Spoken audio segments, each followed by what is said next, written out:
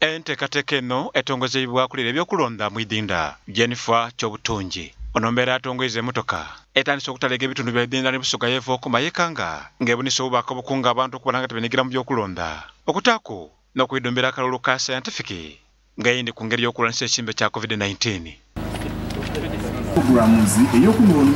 Mmotoka eno yakutambula mu bitundu omuli ekyeyinda, Buyende, Namayingo, Bugweri n'ebindi Kamala ngoti n'ebyo. N'okwewala okuba mu bubinda buli muntu abe yenka.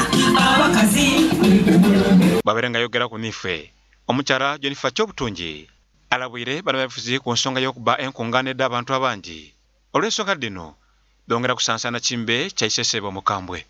Naye nga Electoral Commission tugezezaako ekimala tukyagezaako kubuulirira abantu nga bwe basobola okampenyinga abantu nga tebafunye bulwadde. Tugenda tubagamba banabe mu ngalo. Onombeera yogere kwemulugunya kw'abantu abandi abakuba nti amaina gaibwe gasangula ku nkalala eddabalonzi wabasabire okutwala kwemulugunya kuno eri akakiiko k'ebyokulonda okusingako okutwala mu bantu ba buliido. Mulugunya nti babajje ku nkalala z'abalonzi bemulugunyizaawa nga tebazze wano ku Electoral Commission. Kubanga kyemanyi ffe balina obuyinza okulaba ddala babajjeeko batya.